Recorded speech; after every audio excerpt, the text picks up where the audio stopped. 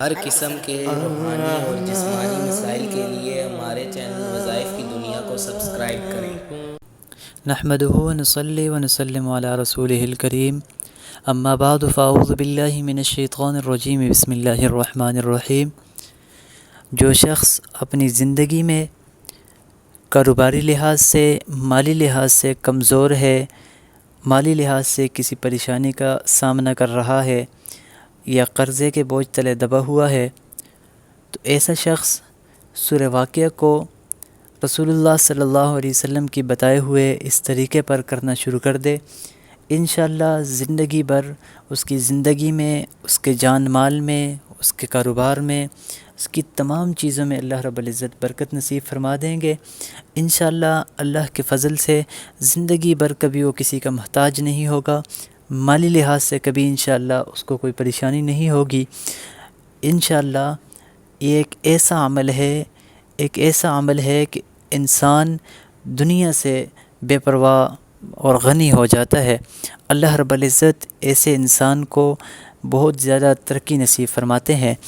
حضرت عبد الرحمن بن عوف رضی اللہ تعالیٰ عنہ ایک بہت ہی جلیل القدر صحابی ہیں۔ آپ کے وفات ہونے کا وقت ہوا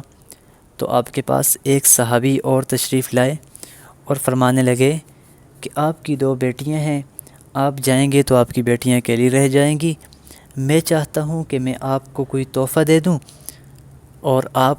جانے کے بعد، آپ کے فوت ہونے کے بعد وہ تحفہ آپ کی بیٹیوں کے پاس رہے، تاکہ وہ آپ کی بیٹیوں کے زندگی گزرنے کے لیے وہ ذات راہ بن سکے۔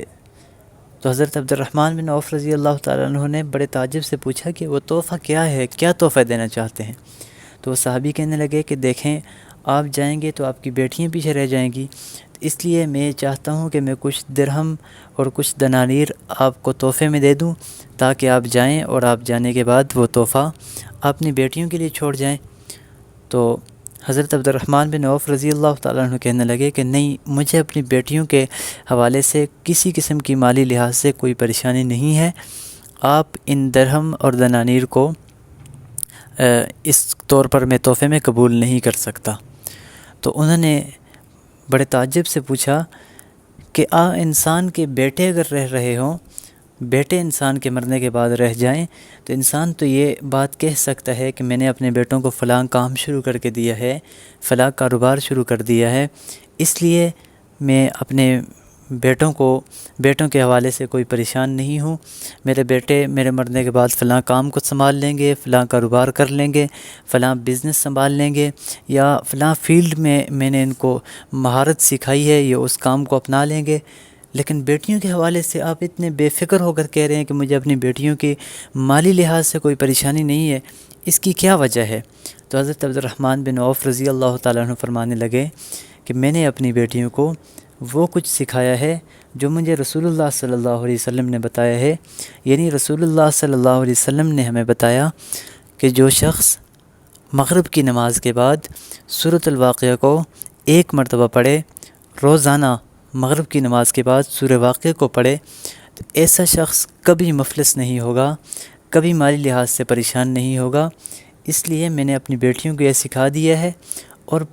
یہ پڑھنے کا عادی بنا لیا ہے، لہٰذا مجھے اپنی بیٹیوں کے مالی لحاظ سے کمزور ہونے کا، مفلسی کا اور کسی قسم کی مالی لحاظ سے پریشانی کا کوئی پریشانی نہیں ہے، اسی لیے میں ان دنانیر کو اپنی بیٹیوں کے لیے قبول نہیں کر سکتا۔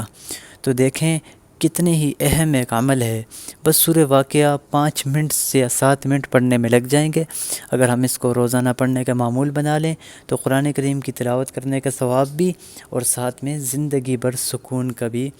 ذریعہ ہے، اور زندگی پر معاش کے استحکام کا ذریعہ بھی ہے۔ تو تمام دوست احباب، تمام مسلمان بھائی کوشش کریں کہ سورہ واقعہ کو پڑھیں، اور انشاءاللہ